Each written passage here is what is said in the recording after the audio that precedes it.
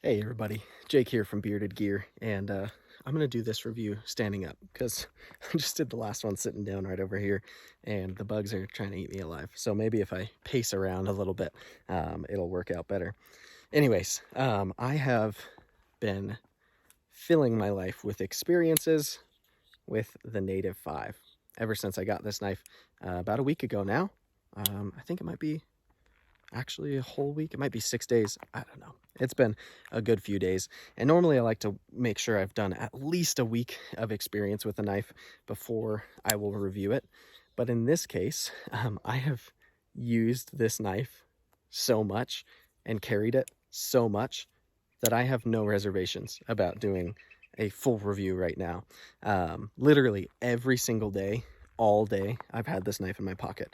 Every night, if I'm like sitting on the couch in basketball shorts or my boxers or whatever I'm in, and I'm like watching shows, working on my laptop, whatever it is, this knife is next to me and I've been fidgeting with it.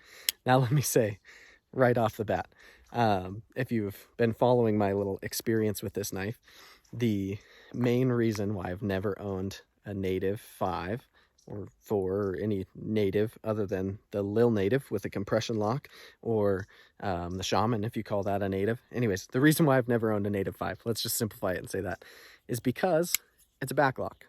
I don't like backlocks. They don't get me excited. I like to fidget with my knives. That's my reality. And some of you, that might not be important to with your knives, but for me, I appreciate a knife that fidgets well. Now, this knife, let me say, in my opinion, does not fidget. I've heard some people say, oh, you're doing it wrong. Oh, it fidgets like this. You slow roll it out, and then you drop it to your pointer finger, and then you close it the rest of the way. In my definition, that is not fidgeting. Does that work? Sure. Is it kind of satisfying to do over and over because you can feel the intensity of that lockup? Yeah, that's really cool. But it's not like a fun fidget toy where the action is what I'm playing with. I'm forcing this action open to the point where it locks super solid, and then I'm like, just if I get it just right, I can get it to drop to my finger, and then I've still got to do more work. To me, a knife that I can fidget with is one that I can flick open, whether it be with thumb studs or thumb holes. Holes are better than studs, or with a flipper tab, or with a button lock, or whatever it may be. And once it's open and I go to close it, it should be fun to close too. This isn't either of those things. Is it satisfying to open and close? In its own way, yes. Because that lockup is so freaking intense and it just locks in so tight every time. That's cool to me. I dig that. But this knife is not a fun fidget knife. And anyone who claims that it is, we have a different definition of what fidgeting with a knife is. So I just feel like I should say that. Now, let me talk about, maybe I'll do this kind of backwards today. First, I'm going to give you my concise as I can be, which as you probably know by now, I'm often not that concise, but let me give you the breakdown of where I'm ending up with this.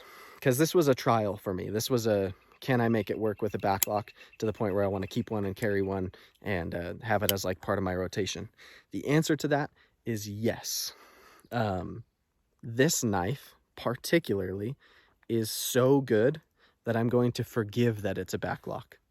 I'm going to carry it as a secondary, which is what I've been doing all week long. This will be a go-to secondary knife for me that will make it in pocket a ton. It might be, if it's not my favorite, it's certainly in my top 3 secondary carry knives that I've ever owned or used or carried or anything, right?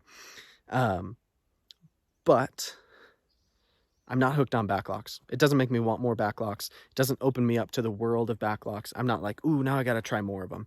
In fact, it kind of confirms for me that I don't really care for them. I would like this knife better if it was a compression lock. Plain and simple. I just would.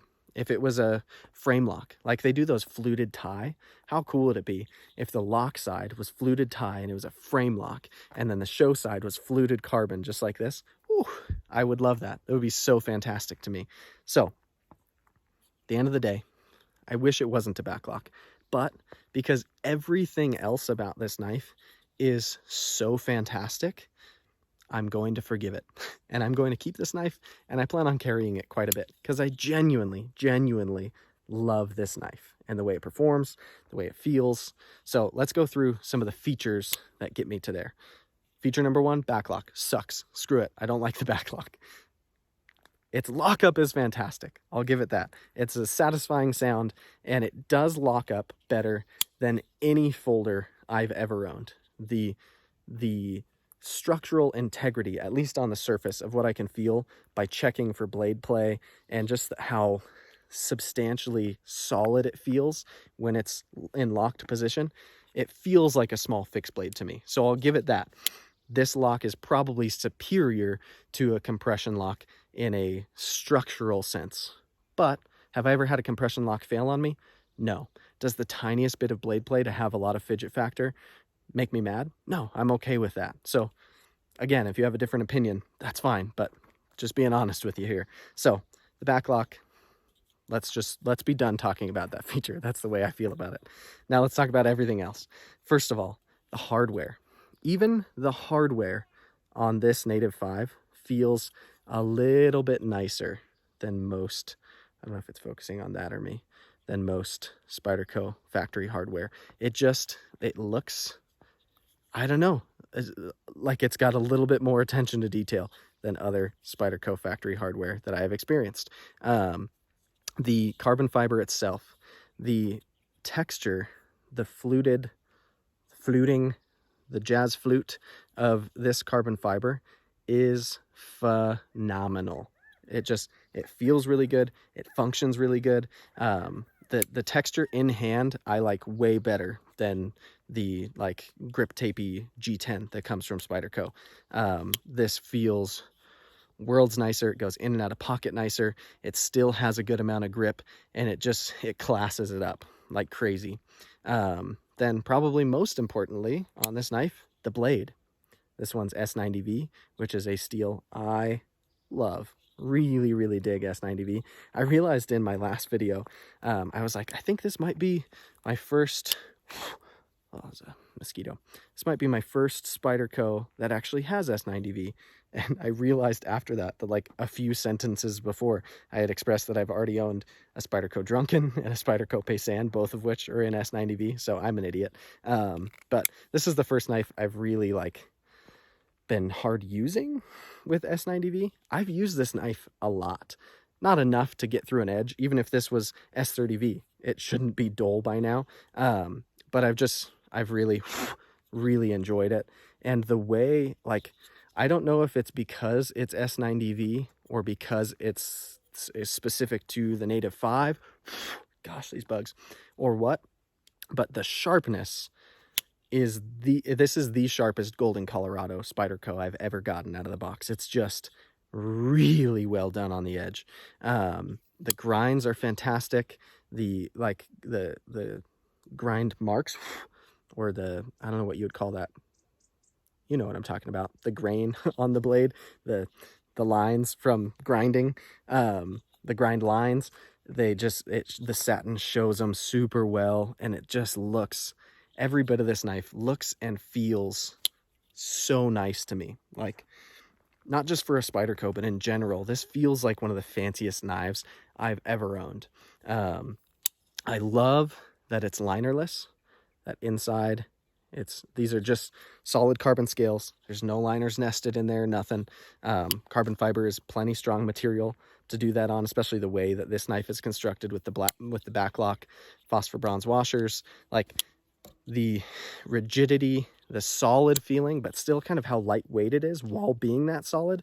It feels so unique and different, and I really adore this knife. I did switch to a Lynch Para 3 clip. I see a lot of people do a certain MXG clip on it. I'll probably try one of those eventually, but this I just already had sitting in my parts bin. So I threw it on, and it's carried even better with this on. Even the other day, I think it was on Memorial Day, I had this in my shirt pocket all day because I was wearing a short sleeve button-up shirt, and it carried so well for how light it is and small it is. It wasn't bouncing around in there. It was like comfortable to wear in a shirt pocket all day. I usually have it in my back left pocket so I can pull it out with my left hand. I'm somewhat ambidextrous. I usually use knives with my right hand, but for a secondary, that's a good spot for me because my keys live on my back right belt loop. So sometimes they would be like battering against the clip, or if I shove them in the pocket, then I don't want it to share a pocket with keys. Anyways, carrying this knife as a secondary in my back pocket, in my shirt pocket, or I've even just carried it as a primary a few times.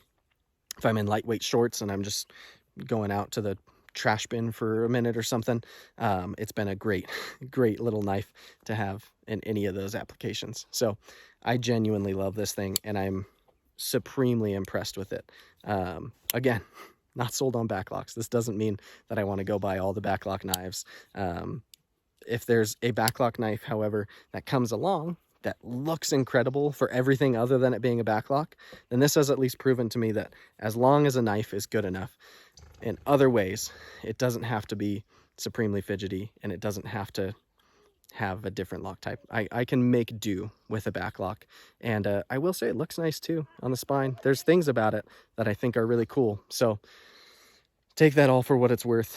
That is my final review of the Fluted carbon fiber S90V Native 5, which if you caught before in my first video, I was calling it a sprint run. I think in my first two on accident. It's not a sprint run. It's what they call a signature series. So this is a signature series Spyderco.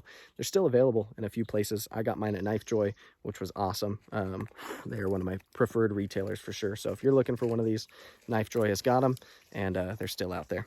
But this has been fun. I'm glad that I did this and tried this out. And so thank you guys for watching. I guess there won't be more to come on this one, but plenty more to come on other knives, and I'm going to keep on carrying and loving this thing. So I'll see you guys later.